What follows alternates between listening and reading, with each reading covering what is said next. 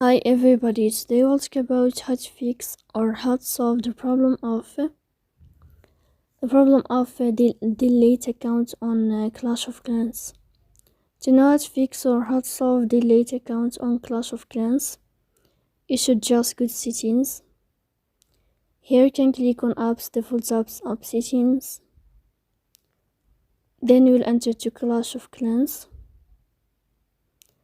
After that you can click on first app and you can click OK. Here we'll enter to the window of storage. Then you can click clear cache. Don't click clear data because that can cause you errors in your app. In the end, you can turn off your phone and you can wait a moment to turn on your phone again. So please don't forget to support us by like and subscribe. See you next time in another video.